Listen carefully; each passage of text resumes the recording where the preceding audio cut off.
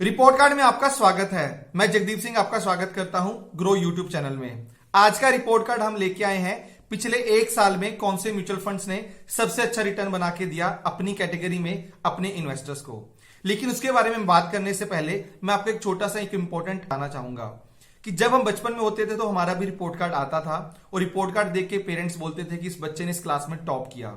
तो जिस बच्चे ने मान लो 6th क्लास में टॉप किया और जिस बच्चे ने उस क्लास में टॉप नहीं किया, जरूरी नहीं है कि वो आने वाले सालों में टॉप नहीं करेगा। तो यहां पे मैं आपको ये लर्निंग देना चाहता था कि आज की वीडियो में जो हम फैक्ट बेस्ड डिस्कशन करने वाले हैं कि जौन से म्यूचुअल फंड्स ने अपनी कैटेगरी में टॉप किया है, लेकिन जिन म्यूचुअल फंड्स ने वहां पे टॉप नहीं किया, तो वो जरूरी नहीं है कि आने वाले सालों में टॉप नहीं करेंगे। तो पास्ट परफॉर्मेंस को कभी भी आप आने वाली परफॉर्मेंस के साथ कंपेयर नहीं कर सकते और पास्ट परफॉर्मेंस कभी भी इंडिकेट नहीं करता कि पास्ट में अच्छा परफॉर्म किया है तो आने वाले टाइम में भी अच्छा परफॉर्म करेगा, या अगर पास्ट में परफॉर्म नहीं किया है और आने वाले टाइम में अच्छा परफॉर्म नहीं करेगा। तो ये लर्निंग लेके चले, लेकिन इस वीडियो को एज अ रिपोर्ट कार्ड देखें कि पिछले एक साल में अगर हम फैक्ट बेस्ड डिस्कशन करें कि कौन से म्यूचुअल फंड्स ने अपनी कैटेगरीज में सबसे अच्छा रिटर्न बना के दिया, तो उनके नाम क्या हैं और थोड़ा सा उनके पोर्टफोलियो के बारे में भी डिस्कशन करेंगे ताकि आपको थोड़ी लर्निंग दे सकूं मैं आज के सेशन में। चलिए कम टाइम लेते हुए स्टार्ट करते हैं आज की वीडियो और बात करते हैं सबसे पहले म्यूचुअल फंड की।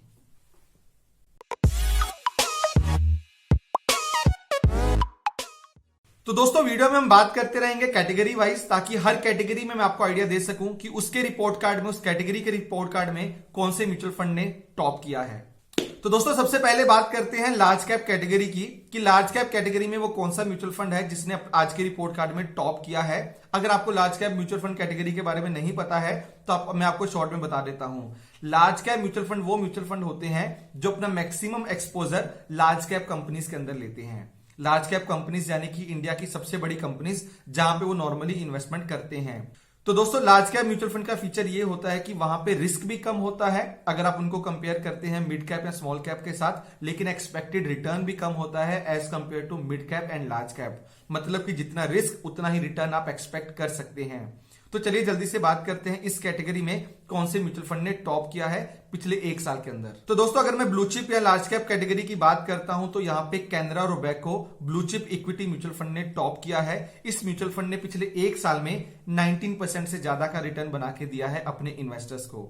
तो अगर आपने यहाँ पे इन्वेस्टमेंट किया होता, पिछले एक साल के अंदर आपने इन्वेस्टमेंट करके रखा होता, तो आपको 19% से ज्यादा का रिटर्न मिलता। तो 19% की रिटर्न के साथ Canara Robeco blue chip equity mutual fund आज के रिपोर्ट कार्ड में लार्ज कैप कैटेगरी का टॉपर बन जाता है। मतलब कि पिछले एक साल में इस म्यूचुअल फंड ने सबसे ज्यादा रिटर्न बना के दिया है। अगर आप इसकी डिटेल्स देखना चाहते हैं तो ग्रो पे यहां पे जाके आप सारी डिटेल्स देख सकते हैं, जहां पे आपको रैंक भी देखने को मिल रहा होगा। इसके अलावा आप देख सकते हैं कि इसने अपने बेंचमार्क के कंपैरिजन में कैसा परफॉर्मेंस करके दिया है पिछले एक साल के अंदर।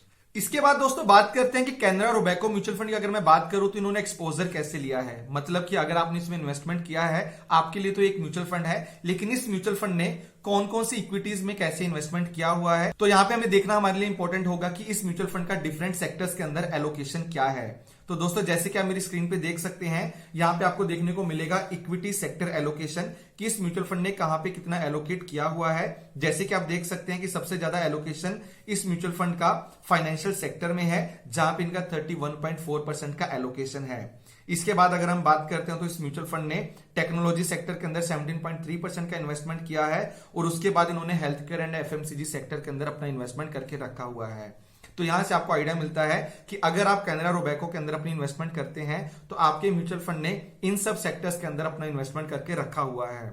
और अगर यहां से कोई भी सेक्टर अच्छा परफॉर्मेंस देता है तो इस म्यूचुअल फंड एक अच्छी रिटर्न बना के देगा अपने इन्वेस्टर्स को। दोस्तों लार्ज कैप के बाद अब बात करते हैं मिड कैप म्यूचुअल फंड्स की। मिड कैप म्यूचुअल फंड यानी कि एक ऐसा म्यूचुअल फंड जो कि मिड कैप कंपनीज में इन्वेस्ट करता है। तो नॉर्मली 3 तरह के स्टॉक्स होते हैं हमारी शेयर मार्केट के अंदर। सबसे पहले लार्ज कैप कंपनीज जो कि बड़ी कंपनीज होती हैं, दूसरा होता है स्मॉल कैप कंपनीज यानी कि छोटी कंपनीज। लेकिन जो कंपनीज बीच में आती हैं, जो ना तो स्मॉल कैप होती हैं ना ही लार्ज कैप होती हैं, उनको मिड कैप कंपनीज बोला जाता है। तो अगर मैं बात करता हूं mid cap mutual fund category की, यहां पे कौन से म्यूचुअल फंड ने टॉप किया है, उससे पहले मैं आपको बताना चाहता हूं कि मिड कैप म्यूचुअल फंड में रिस्क ज्यादा होता है लेकिन एक्सपेक्टेड रिटर्न भी ज्यादा होता है। तो अगर आप इनकी रिटर्न्स को लार्ज कैप के साथ कंपेयर करोगे तो नॉर्मली पिछले एक साल में हो सकता है कि इन्होंने ज्यादा अच्छा परफॉर्मेंस दिया होगा। और अगर मैं पिछले एक साल की बात करता हूं तो मिड कैप कैटेगरी से बहुत से ऐसे म्यूचुअल फंड है जिन्होंने बहुत अच्छा रिटर्न बना के दिया है अपने इन्वेस्टर्स को। लेकिन दोस्तों यहाँ पे क्वेश्चन ये आता है कि मिड कैप कैटेगरी के अंदर हमारे रिपोर्ट कार्ड का टॉपर कौन है। तो दोस्तों अगर हमारे रिपोर्ट कार्ड की बात करते हैं तो यहाँ पे टॉप किया है quant mid cap mutual fund ने, जो कि एक डायरेक्ट ग्रोथ प्लान है, जिस म्यूचुअल फंड ने पिछले एक साल के अंदर अपने इन्वेस्टर्स को 34% से ज्यादा का रिटर्न बना के दिया है। तो 34% का रिटर्न देके ये quant mid cap mutual fund हमारे आज के रिपोर्ट कार्ड का मिड कैप कैटेगरी का टॉपर बन जाता है, जिसने 34% का रिटर्न दिया है हमारे इन्वेस्टर्स को। तो दोस्तों यहाँ पे अगर हम सेक्टर एलोकेशन की बात करते हैं तो इस म्यूचुअल फंड का सबसे बड़ा एलोकेशन हेल्थ केयर सेक्टर के अंदर है, और हेल्थ केयर सेक्टर ने ही पिछले एक साल के अंदर सबसे अच्छा रिटर्न बना के दिया है अपने इन्वेस्टर्स को। तो quant mid cap mutual fund का हेल्थ सेक्टर के अंदर ऑलमोस्ट 19% से ज्यादा का एक्सपोजर है। इसके बाद दोस्तों बात करते हैं सेकंड नंबर पे सबसे बड़ा एलोकेशन का, तो इन्होंने केमिकल सेक्टर के अंदर काफी बड़ा एलोकेशन किया है। केमिकल सेक्टर के बाद अगर मैं बात करता हूं तो सर्विसेज सेक्टर यानी कि आईटी सेक्टर, जहां पे इनका काफी अच्छा एक्सपोजर है। तो इस म्यूचुअल फंड ने उन्हीं कैटेगरीज के अंदर अपना एक्सपोजर ज्यादा करके रखा हुआ था जिन सेक्टर्स ने पिछले एक साल के अंदर काफी अच्छा ग्रोथ बना के दिया है। तो दोस्तों ऐसे म्यूचुअल फंड में इन्वेस्टमेंट करने का फायदा ये होता है, अब आप ये सोच रहे होंगे क्यों ना अगर मैं सीधा उसी सेक्टर में इन्वेस्ट कर देता तो मैं ज्यादा रिटर्न बना लेता। लेकिन दोस्तों अगर आप डायरेक्टली किसी भी सेक्टर में इन्वेस्ट करते हो, आप उतने ज्यादा स्किल नहीं होते, हमसे गलती होने के चांसेस ज्यादा बढ़ जाते हैं। इसके लिए जरूरी होता है कि आपको अपना पोर्टफोलियो डाइवर्सिफाई करके रखना होता है, और म्यूचुअल फंड वही काम करता है। जैसे कि आपने इस केस में देखा है कि म्यूचुअल फंड एक डाइवर्सिफाइड म्यूचुअल फंड था, लेकिन उन्होंने अपने एक्सपोजर को उन सेक्टर्स के अंदर थोड़ा सा ज्यादा कर दिया जहां पे ज्यादा ग्रोथ होने के चांसेस थे। तो इसके चलते quant mid cap mutual fund हमारे आज के रिपोर्ट कार्ड का मिड कैप कैटेगरी का टॉपर बन जाता है। चलिए दोस्तों इसके बाद बात करते हैं ईएलएसएस कैटेगरी की। ईएलएसएस कैटेगरी के बारे में आपको पता होगा कि अगर आप वहां पे पैसा इन्वेस्ट करते हैं तो अगले 3 साल तक आप वहां से अपना पैसा विड्रॉ नहीं कर सकते। लेकिन इसका एडवांटेज ये होता है कि जब आप अपनी आईटीआर फाइल करते हैं जो उसके अंदर 80C का प्रोविजन होता है, उसके अंदर 1.5 लाख तक का इन्वेस्टमेंट आप ईएलएसएस म्यूचुअल फंड्स में कर सकते हैं, जिसके ऊपर आपको टैक्स नहीं लगता। तो जिसके चलते बहुत से लोग ईएलएसएस म्यूचुअल फंड में इन्वेस्टमेंट करते हैं ताकि उनको टैक्स का बेनिफिट मिल सके। लेकिन दोस्तों टैक्स बेनिफिट के साथ साथ एक और जो बहुत बड़ा फायदा होता है ईएलएसएस कैटेगरी का, कि वो होता है कि उन म्यूचुअल फंड में जहां पे आप इन्वेस्टमेंट करते हो वहां पे आपको रिटर्न कितना मिलता है, जिसके चलते ईएलएसएस कैटेगरी हम म्यूचुअल फंड इन्वेस्टर्स के लिए बहुत ज्यादा इंपॉर्टेंट हो जाती है। चलिए अब बात करते हैं तीसरी कैटेगरी की, जिसका नाम है ईएलएसएस कैटेगरी, और बात करते हैं कि हमारे रिपोर्ट कार्ड में ईएलएसएस कैटेगरी का टॉपर कौन सा निकल के आता है। तो दोस्तों अगर मैं बात करता हूं ईएलएसएस कैटेगरी की कि इस कैटेगरी में हमारा टॉपर कौन निकल के आता है, तो यहाँ पे एक ऐसा म्यूचुअल फंड है जिसने पिछले एक साल के अंदर अपने ईएलएसएस इन्वेस्टर्स को 38% से ज्यादा का रिटर्न बना के दिया। मतलब कि अगर आप यहाँ पे इन्वेस्टमेंट करते, आप टैक्स बेनिफिट भी लेते, इसके साथ साथ आपको एक साल के अंदर 38% का रिटर्न भी मिलता। तो दोस्तों इस म्यूचुअल फंड का नाम है quant tax plan direct growth. इस म्यूचुअल फंड को आप ग्रो पे जाके सर्च कर सकते हैं, और इस म्यूचुअल फंड ने पिछले एक साल के अंदर अपने इन्वेस्टर्स को 38% का रिटर्न देके हमारे रिपोर्ट कार्ड का आज एक टॉपर बन गया है। तो दोस्तों यहाँ पे अगर आप देखना चाहते हैं कि इस म्यूचुअल फंड ने कौन कौन से सेक्टर के अंदर अपना एलोकेशन करके रखा है, तो यहाँ पे मैं आपको दिखा देता हूं कि जैसे कि आप मेरी स्क्रीन पे जा सकते हैं, यहाँ पे आपको देखने को मिलेगा कि इस म्यूचुअल फंड का सबसे बड़ा एक्सपोजर हेल्थ केयर सेक्टर में है। जैसे कि आपको पता है कि हेल्थ केयर सेक्टर ने पिछले कुछ टाइम के अंदर एक अच्छा परफॉर्मेंस दिया था, जिसके चलते यहाँ पे इनका 15.7% का एक्सपोजर है। इसके अलावा FMCG sector, chemical sector, technology sector, इन सब सेक्टर्स के अंदर इन्होंने अपना इन्वेस्टमेंट करके रखा हुआ है। तो दोस्तों यहाँ पे मैं आपको एक और टिप याद दिलवाना चाहूंगा जो मैंने आपको वीडियो के स्टार्टिंग में बोला था। मैंने आपको वीडियो के स्टार्टिंग में ये बोला था कि जिन म्यूचुअल फंड ने हमारे रिपोर्ट कार्ड के अंदर सबसे अच्छा परफॉर्म किया है, जरूरी नहीं है कि वो आने वाले टाइम में अच्छा परफॉर्म करेंगे, और ये भी जरूरी नहीं है कि वो आने वाले टाइम में अच्छा परफॉर्म नहीं करेंगे, क्योंकि पास्ट परफॉर्मेंस और आने वाले टाइम का परफॉर्मेंस बिल्कुल अलग होता है। और जैसे कि स्कूल में बहुत ऐसे बच्चे होते हैं जो टॉप नहीं करते लेकिन आगे जाके बहुत अच्छा परफॉर्म करते हैं, वैसे ही हर कैटेगरी में बहुत से ऐसे म्यूचुअल फंड होते हैं जिन्होंने हो सकता है कि पिछले एक टाइम फ्रेम के अंदर टॉप नहीं किया होगा, लेकिन आप उनको नेग्लेक्ट नहीं कर सकते। तो जिसके चलते जब भी आप इन्वेस्टमेंट करते हैं, आपको थोरोली उन म्यूचुअल फंड का एक पोर्टफोलियो अच्छे से देख लेना चाहिए, उनके एक्सपेंस रेशियोज को देख लेना चाहिए, उसके बाद ही आपको डिसाइड करना चाहिए कि आने वाले टाइम में कहां पे इन्वेस्टमेंट करना है। और यहाँ पे मैं आपको बोलना चाहूंगा, तो दोस्तों यहाँ पे डाइवर्सिफिकेशन का फायदा आप सब इन्वेस्टर्स को जरूर लेना चाहिए। जब आप किसी एक कैटेगरी के अंदर भी इन्वेस्टमेंट करते हैं, वहां पे आप थोड़ा सा फोकस करके 2-3 म्यूचुअल फंड में इन्वेस्टमेंट कर सकते हैं, ताकि आपका रिस्क डाइवर्सिफाई हो जाए। और जिसके चलते मैं आपको यही बोलना चाहूंगा कि सिर्फ टॉपर को देखने एक अच्छी बात है कि पहले किसने परफॉर्म किया, लेकिन उस कैटेगरी के अंदर बहुत से ऐसे और म्यूचुअल फंड भी होंगे जिन्होंने पिछले कुछ टाइम में इस म्यूचुअल फंड से हो सकता है थोड़ा कम परफॉर्म किया होगा, लेकिन आने वाले टाइम में किसी भी म्यूचुअल फंड को आउट परफॉर्म करने की कैपेबिलिटी रखते हैं।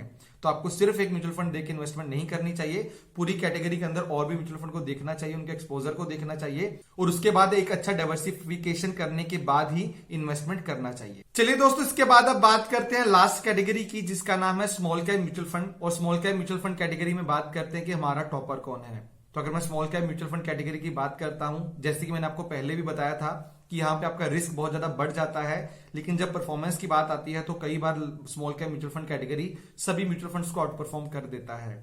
वैसे ही पिछले एक साल में हुआ है, क्योंकि हमें एक बहुत अच्छा टर्न अराउंड देखने को मिला है पूरा शेयर मार्केट के अंदर, जिसकी वजह से स्मॉल कैप म्यूचुअल फंड ने सबसे अच्छा परफॉर्मेंस करके दिया है अपने इन्वेस्टर्स को।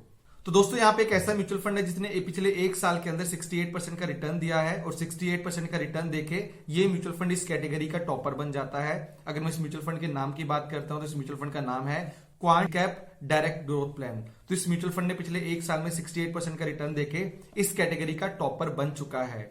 अगर हम बात करते हैं इस म्यूचुअल फंड के बारे में थोड़ा सा डिटेल में कि इस म्यूचुअल फंड का एक्सपोजर कौन कौन से सेक्टर्स के अंदर है, तो जल्दी से मैं आपको ले चलता हूं अपनी स्क्रीन के ऊपर। तो दोस्तों, यहाँ पे आप मेरी स्क्रीन पे देख सकते हैं कि इस म्यूचुअल फंड का सबसे बड़ा एक्सपोजर हेल्थ केयर सेक्टर के अंदर है, जहां पे इन्होंने 22.6% का एक्सपोजर लिया हुआ है। इसके अलावा इस म्यूचुअल फंड ने टेक्नोलॉजी सेक्टर, इसके अलावा एफएमसीजी और केमिकल सेक्टर के अंदर काफी अच्छा एक्सपोजर लिया हुआ है। तो दोस्तों, इसके बाद मैं बात करता हूं स्मॉल कैप कैटेगरी के एक और ऐसे म्यूचुअल फंड की जिसने अपने इन्वेस्टर्स को बहुत अच्छा रिटर्न बना के दिया है। बहुत अच्छा रिटर्न का मतलब कि इस म्यूचुअल फंड ने भी, जो कि स्मॉल कैप कैटेगरी से निकल के आता है, अपने इन्वेस्टर्स को 50% से ज्यादा का रिटर्न दिया है। मतलब कि ऑलमोस्ट 51.5% के आसपास का रिटर्न दिया है पिछले एक साल के अंदर। अगर मैं इस म्यूचुअल फंड के नाम की बात करता हूं तो इस म्यूचुअल फंड का नाम है BOI, मतलब कि बैंक ऑफ इंडिया AX से small cap mutual fund.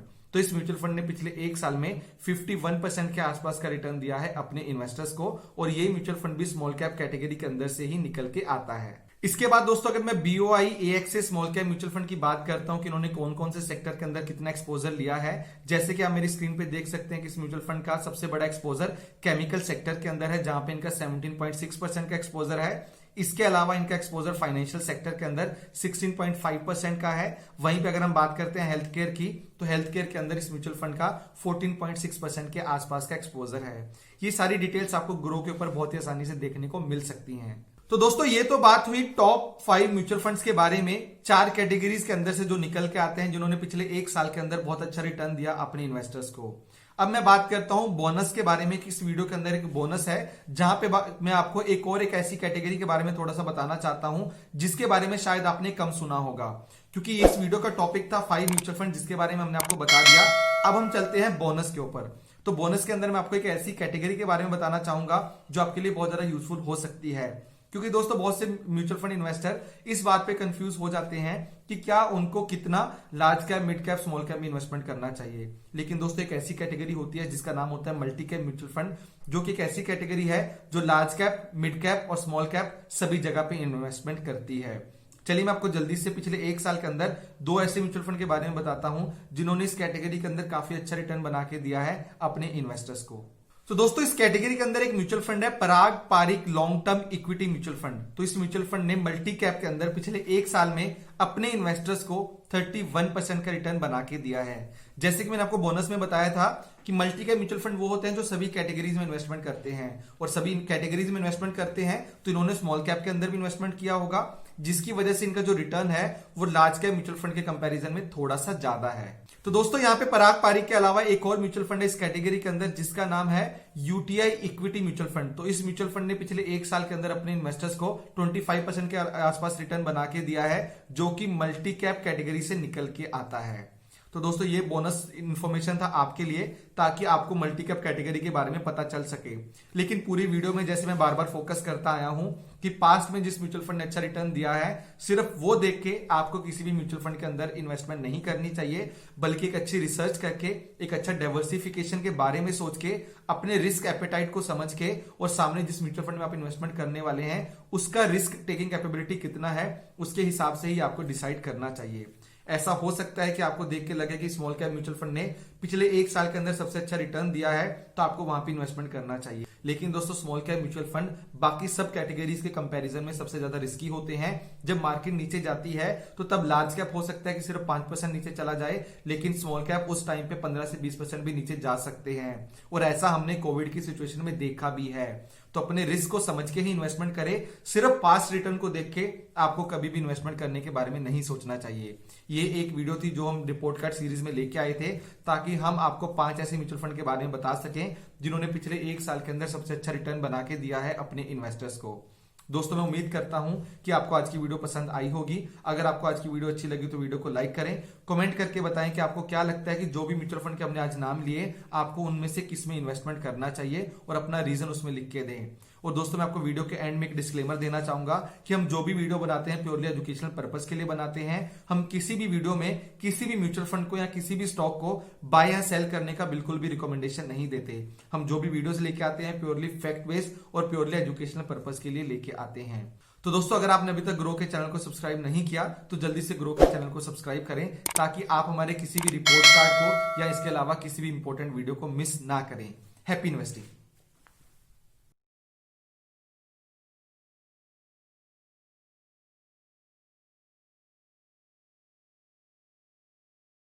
Investment in securities market are subject to market risks. Read all the related documents carefully before investing. Please read the risk disclosure documents carefully before investing in equity shares, derivatives, mutual fund, and or other instruments traded on the stock exchanges.